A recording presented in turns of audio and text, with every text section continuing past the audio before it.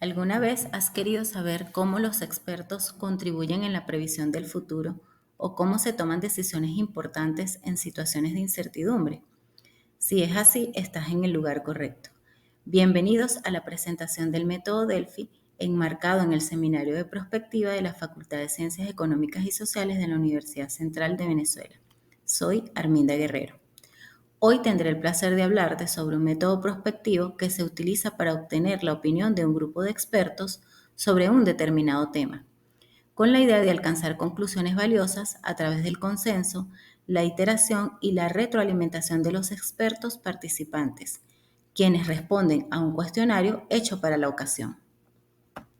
Durante esta presentación abordaremos el origen del método, los aspectos conceptuales, características y exploraremos en detalle cómo funciona metodológicamente, la calidad de sus resultados, ventajas y aplicaciones eficientes, para concluir con su aplicación práctica. La literatura señala que el nombre Delphi proviene de la traducción inglesa de Delfos, la antigua ciudad de Grecia, sagrada y famosa por los oráculos en el templo de Apolo, que eran fuente de enseñanza moral. La literatura reconoce 5 etapas de evolución del método. Fue ideado originalmente a comienzos de los años 50 en el Centro de Investigación Rand Corporation de los Estados Unidos. Se originó como un método para obtener opinión de expertos mediante un proceso de comunicación estructurado, con el objetivo de realizar predicciones sobre un caso de catástrofe nuclear. Luego, en los años 50, en el desarrollo de los años 50 y 60, fue desarrollado por las Fuerzas Armadas con fines militares. A raíz de la desclasificación del método, a inicio de los años 60 por las Fuerzas Aéreas de los Estados Unidos, como de uso reservado militar, su utilización se extendió rápidamente, tanto geográfica como temáticamente, especialmente hacia la previsión tecnológica, la toma de decisiones empresariales en situaciones de incertidumbre y la evaluación de problemas sociales complejos. En 1974 se presenta un momento crítico en su evolución. Hay objeciones en el uso del método. Sin embargo, estudios posteriores ponderan sus dificultades y limitaciones, permitiendo una aceptación de su valor científico. Luego de estos años viene una etapa de consolidación del método, hasta la fecha que se mantiene su aplicación en áreas como la salud, la educación, la administración y los negocios, con un número significativo de investigaciones y artículos académicos. Podemos aquí visualizar 2 conceptualizaciones del método Delphi por autores distintos y en fechas distintas, lo cual nos permite observar la evolución conceptual y amplitud del método. Helmer y Recher, en 1959, publicaron un trabajo orientado a la justificación del juicio de expertos dentro de las ciencias inexactas y a la fijación de las bases para su utilización científica. En este artículo es donde aparece por primera vez publicado el nombre método Delphi y la esencia de su procedimiento. Ellos lo conceptualizan como un método sistemático e interactivo que depende de un panel de expertos independientes, usando una serie de opiniones de expertos en comunicación anónima con retroalimentación. Es una herramienta flexible para enriquecer consensos, en la cual los juicios son resumidos y enviados de nuevo con el fin de refinar el problema en un amplio rango de expertos. Por su parte, Ortega, Turov y Landaeta señalan que el método Delphi es un método prospectivo basado en expertos, que se define como un proceso sistemático e iterativo encaminado a la obtención de las opiniones y, si es posible, el consenso de un grupo de expertos, considerando a estos como personas que tienen una estrecha relación sobre la cuestión, el sector, la tecnología u objeto de investigación. En la literatura se van a encontrar diversas conceptualizaciones que se presentan del método y de ellas rescataremos algunos elementos que son comunes. Estos elementos son: uno, es un método prospectivo basado en expertos que, a través de un proceso sistemático e iterativo, los expertos aportan opiniones y luces en torno a un problema de investigación y se orienta a la búsqueda de un consenso. Tradicionalmente se asume que en su aplicación se deben cuidar una serie de principios, como son garantizar el anonimato de los participantes y más concretamente de sus respuestas, llevar a cabo diferentes iteraciones, establecer el control del feedback por parte del grupo coordinador y la utilización de técnicas estadísticas en el análisis de la respuesta. En este sentido, el método tiene unos requisitos fundamentales o unas características particulares que lo definen. Estas son anonimato, iteración, retroalimentación controlada y análisis estadístico. En el anonimato, ningún miembro del grupo puede saber quiénes son los demás expertos componentes del panel, ni tampoco conocer las respuestas particulares que corresponden a cada uno de los participantes. Esto evita las influencias negativas de los miembros dominantes del grupo o la inhibición de algún participante. El proceso iterativo. Los expertos deben ser consultados como mínimo 2 veces sobre la misma cuestión. Esta forma de proceder posibilita al experto reconsiderar su postura debido a la información que reciben de las opiniones del resto de los expertos. Feedback controlado o retroalimentación controlada. Es un proceso reflexivo, donde cada cuestionario está alimentado por las reflexiones y respuestas analizadas del anterior cuestionario, y estas son informadas a los expertos. El intercambio de información entre los expertos se realiza a través del grupo coordinador del estudio, el cual garantiza la utilización de un lenguaje común y elimina toda información que no sea relevante para la investigación. Y por último, análisis estadístico. Aquí se realiza un tratamiento cuantitativo y estadístico de las respuestas. Generalmente, la respuesta del grupo viene caracterizada por la mediana de las respuestas individuales de los expertos y por el rango intercuartílico de las estimaciones. Este último es el indicador del nivel de consenso. El método consta de 3 fases, las cuales son fase preparatoria, fase de consulta y fase de consenso. En la fase preparatoria, que es una fase muy importante, se formula el problema y los objetivos del problema y, de ser necesarios, la construcción de hipótesis. Aquí se determinan los criterios para la selección de los expertos. Se prepara el instrumento que será sometido a evaluación de los especialistas y se define el medio de consulta. En la fase de consulta se realizan las rondas de consulta, que como mínimo son 2. Hay un procesamiento estadístico de la información o del feedback entre los expertos, hay una realimentación de los resultados y hay un rescate de los expertos que no respondieron. Y tenemos la última, que es la fase de consenso, que es el área de construcción de consenso y el informe de resultados. Es importante señalar que la calidad de los resultados alcanzados con el Delphi depende enormemente de los expertos que participen. Incluso para algunos autores, el proceso de selección constituye el eje central y crítico del método. En ese sentido, algunos criterios deben contemplarse para la selección de estos expertos, como los siguientes: conocimiento y experiencia que tengan en la temática, en el problema o en el objeto de estudio, experiencia profesional, voluntad de querer participar en el estudio, su disponibilidad de tiempo, comprometerse a la participación en todas las rondas que se establezcan, años de experiencia en la temática concreta y su capacidad de comunicación efectiva. Igualmente, se debe definir el número de expertos que deben participar. Esto depende del objeto y el alcance de la investigación. Y luego de la selección se debe explicar a los expertos en qué consiste el método. Con esto se pretende conseguir la obtención de previsiones fiables. Estos deben conocer en todo momento cuál es el objetivo de cada una de las fases utilizadas en el estudio, así como los datos que vamos obteniendo. Hay 6 elementos clave en la metodología. El primero es la configuración del panel de expertos. ¿Quién es un experto? Aquella persona cuya situación y recurso le posibilita contribuir positivamente a la consecución del fin que ha motivado la iniciación del trabajo Delphi, con las características ya anteriormente mencionadas: nivel de conocimiento, capacidad predictiva, capacidad facilitadora, grado de motivación, con experiencia en la materia, etc. Hay un aspecto clave, ¿verdad?, que es el segundo elemento, que es la pluralidad. O sea, expertos que enriquezcan las aportaciones con sus visiones. En ese sentido, la selección como mínimo es de 7 por área de conocimiento compartida, con un alcance geográfico, o sea, pueden estar en diferentes lugares.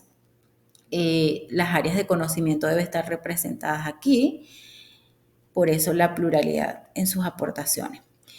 El tercer elemento, el equipo técnico es vital. No se limita a preguntar a los expertos, sino que debe realizar una labor analítica, prospectiva y progresiva que permita ir avanzando con los expertos de manera conjunta.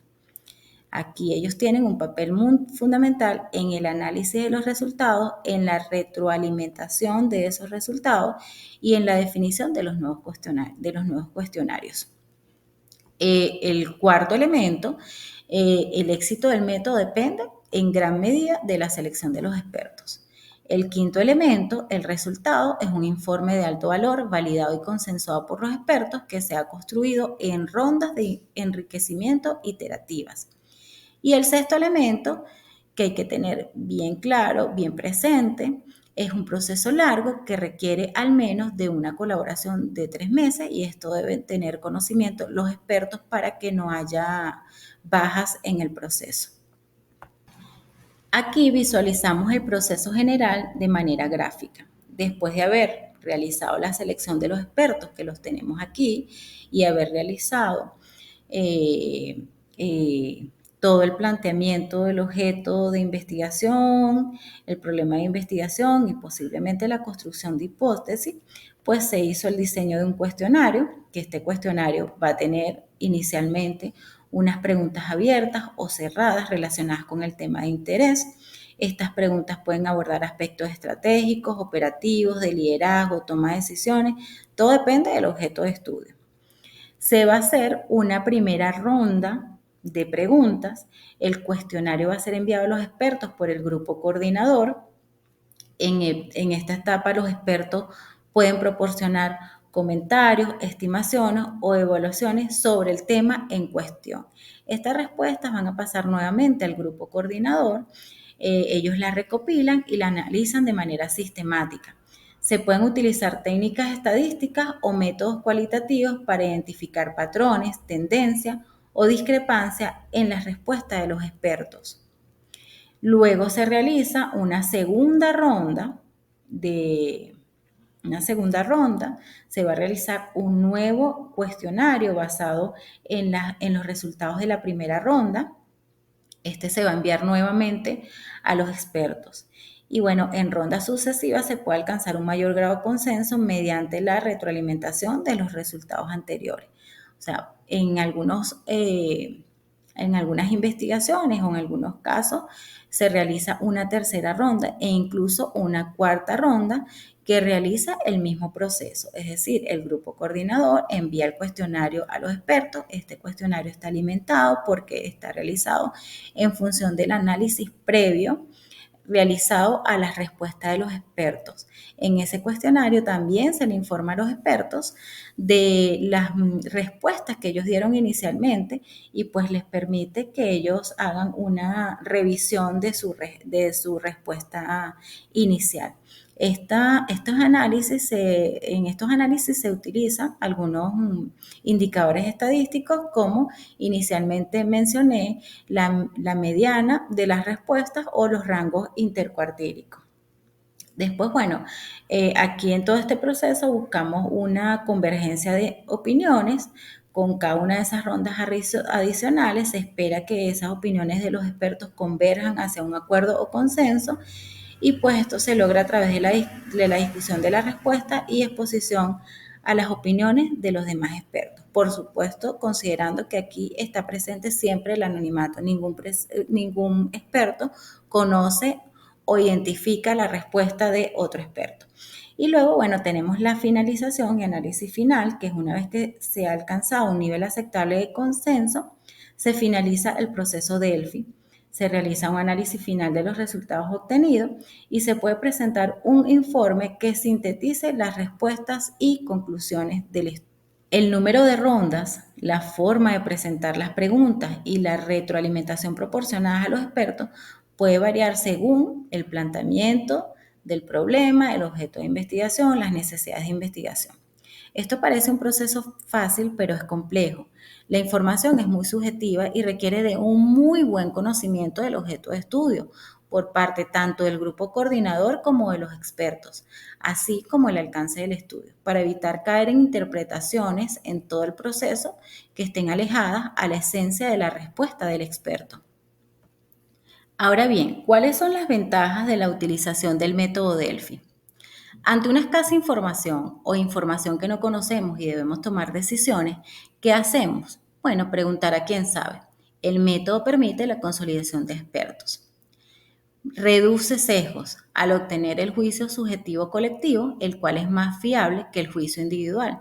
Esto nos lleva a la estabilización de las respuestas, que después de todo un proceso de feedback e iteración, concluimos en un consenso informado.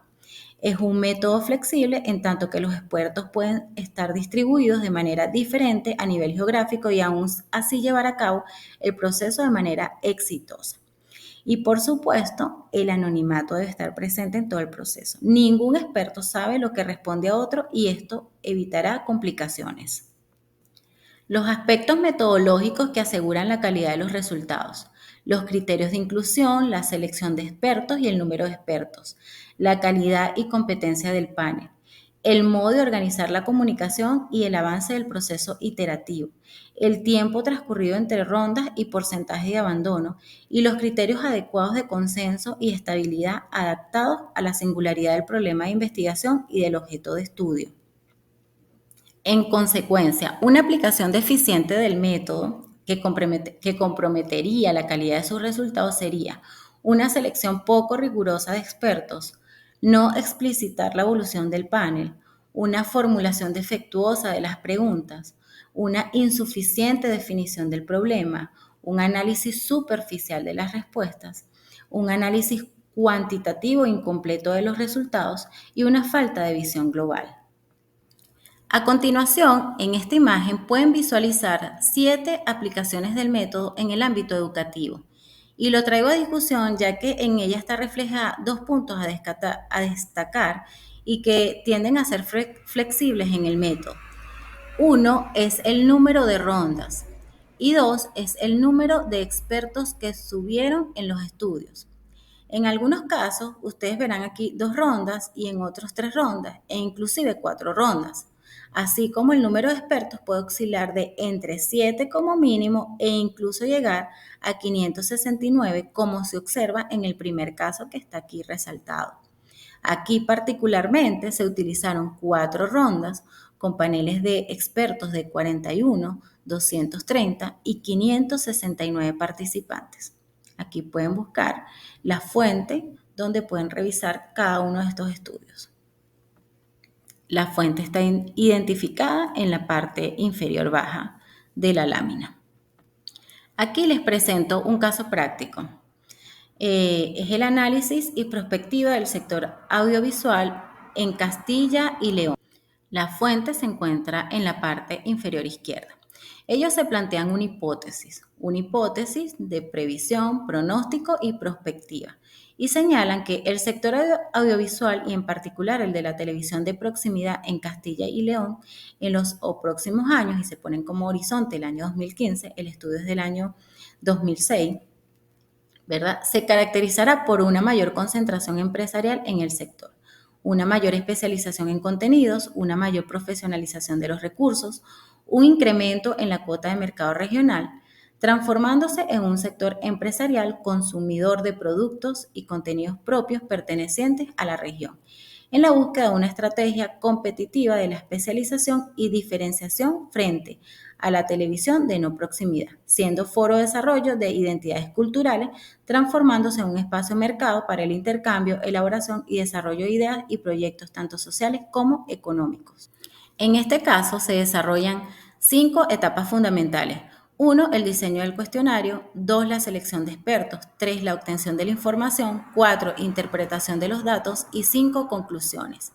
El diseño del cuestionario consiste en detectar inicialmente los factores relevantes que pueden condicionar el futuro del objeto de investigación y definir los ejes de la discusión para posteriormente definir las preguntas a formular a los expertos.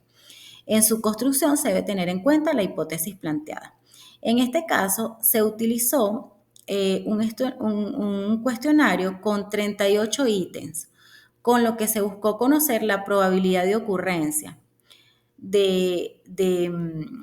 para validar esa hipótesis o no validarla, así como la importancia que tendría para el futuro del sector estudiado.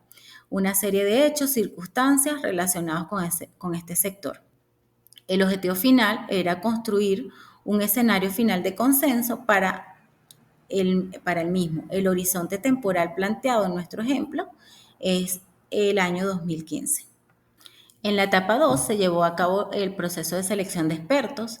El objetivo era seleccionar un grupo de 25 a 35 personas como parte de un estudio fiable que se agruparían en 3 grupos diferenciados, pero afectos al objeto de investigación: la universidad, medios de comunicación y otros. Entre esos otros están productoras de contenido, gabinetes de prensa y empresas de marketing. La selección resultó definitivamente en 32 expertos, distribuidos en 13 de medios de comunicación, 14 de la universidad y 5 pertenecientes al grupo Otros. En la etapa 3 tenemos la obtención de la información. Se realizaron 2 rondas. En la primera ronda se analizó la información mediante el uso del paquete estadístico, CEPSS, que es el análisis de conglomerados. Los resultados se envían al grupo de expertos y se procede a la segunda ronda, donde se envía el segundo cuestionario alimentado de los primeros resultados. Aquí pues se presenta ese proceso de retroalimentación, de realimentación o feedback que comentamos inicialmente. Se le informa a los expertos de los resultados y pues aquí se van a visualizar aquellas respuestas alejadas de la mediana para homogeneizar la dispersión de las respuestas. Esto facilita la información gráfica relevante a todos los expertos con el objeto de que ellos puedan, con sus razonables incertidumbres relacionadas con sus primeras respuestas, puedan modificar y argumentar su segunda evaluación contando con información cuantitativa y gráfica relevante del grupo. Luego tenemos la etapa 4, que es la de la interpretación de los datos. Aquí se busca contrastar el escenario probable planteado en la hipótesis. Se establece un escenario tendencial y un escenario contrastado. El escenario tendencial es el camino más probable y el escenario contrastado es el de baja probabilidad. Luego se hace un análisis factorial para la reducción de los datos. En cada tabla de resultados que presenta el grupo coordinador se reflejan unos indicadores estadísticos que son la media muestral, la mediana, la desviación típica, la distribución de frecuencias y el número de respuestas válidas. Esto en la primera ronda. Luego se realizó un análisis estadístico de 2 grupos. Utilizando la herramienta TestStudent, se identificó media, desviación y frecuencia. Cuando hablo de 2 grupos, recuerden que habíamos comentado que 3 grupos fueron parte del proceso. 3 grupos de interés afectos al objeto de investigación. Luego se establecieron 4 zonas identificadas como de amplio consenso, de consenso medio, de no consenso y de indeterminación. Todo este proceso se llevó a cabo en las dos rondas. Adicionalmente, se realizó el análisis de variación entre las 2 rondas, la variación global, coeficiente de variación y recorrido intercuartílico, y la variación individual de los ítems. Luego tenemos la etapa 5, que es la etapa de conclusiones, y pues la hipótesis prospectiva formulada en el estudio ha sido validada con los resultados obtenidos en el método Delphi planteado.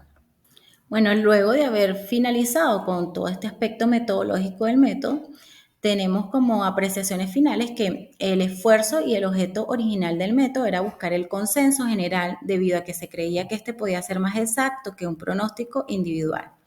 Actualmente el valor principal del Delphi es que se trata de un medio sistemático de sintetizar los juicios de expertos. La integración de la experiencia y especialización en todos los participantes le da una gran riqueza a la investigación y proporciona un conocimiento profundo del tema en cuestión. Todas las opiniones aquí presentes, tanto las convergentes como las divergentes, aportan ideas útiles para el desarrollo y la evolución del método. Me permito señalar que el método Delphi nos dirige hacia la suma de todos los enfoques de expertos, lo cual propicia la creación de soluciones holísticas poderosas y tomar decisiones más informadas y acertadas en situaciones complejas. Aquí tienen algunas referencias consultadas acerca de la aplicación del método.